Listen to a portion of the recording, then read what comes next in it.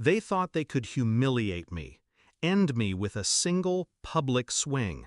Effective immediately, your employment is terminated, the CEO announced at the town hall.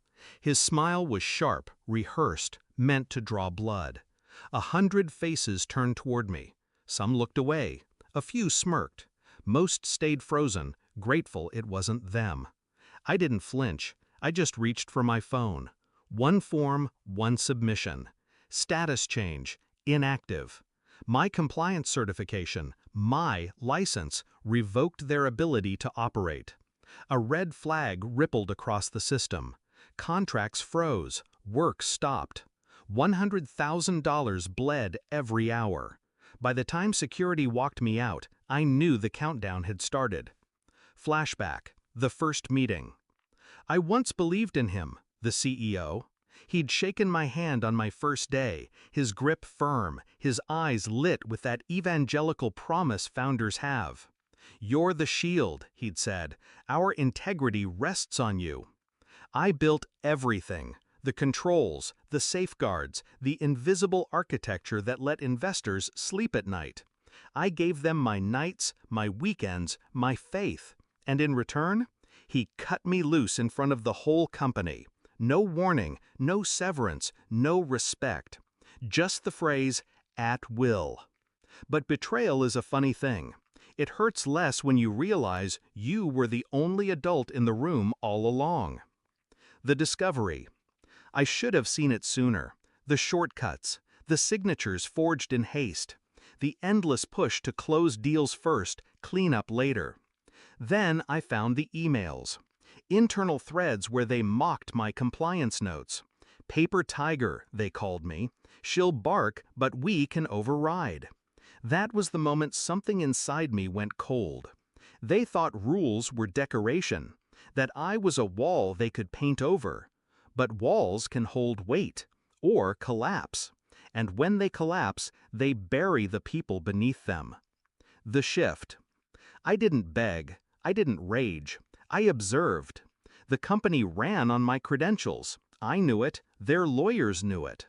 Without a certified officer, every contract was void. Every government deal frozen. Every line of revenue strangled. So when they dragged me into the boardroom, hours after my termination, I was ready. The execution. The room was packed. Mahogany table, 12 men in suits, faces shiny with sweat. The CEO pointed at me, his voice already raised. "You think you can sabotage us? Do you know what you've done?" I stayed seated, hands folded. Calm. "Yes," I said. "I stopped you from breaking the law." The board shifted in their seats. A few eyes flicked toward the general counsel. That's when it happened. The lawyer's face drained of color. He grabbed the CEO's arm, urgent, almost panicked. "Sir, stop! She's the only one who can reinstate us." The room went silent. You could feel the gravity shift. Power had changed hands, and everyone knew it. The confrontation. The CEO leaned across the table, trying to reclaim ground. His jaw tight, his voice low. "You wouldn't dare hold this company hostage." I met his eyes. "I don't have to. You did this to yourself. I just pulled the fire alarm." He wanted to shout again, but every time he opened his mouth, the lawyer cut in, legal jargon spilling like sandbags in a flood. Exposure, liability, SEC, indictment. Words that carried real teeth. One director whispered, "How long until we bleed out?" The lawyer answered without looking up, "We already are." I sat there, silent, watching the realization dawn. The same board that applauded my firing that morning now stared at me like I was oxygen. The payoff. I could have reinstated them. With one form, I could have stopped the hemorrhage, but I didn't.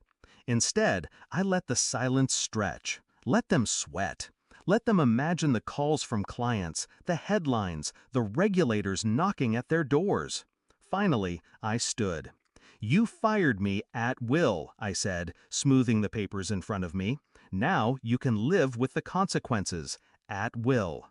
And I walked out. The reflection. They thought I'd beg for scraps.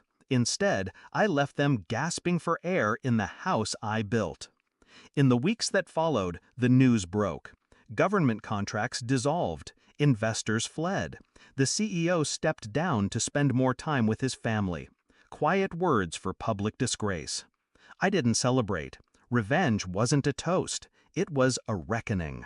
Because here's the truth, power is never taken in a boardroom with yelling.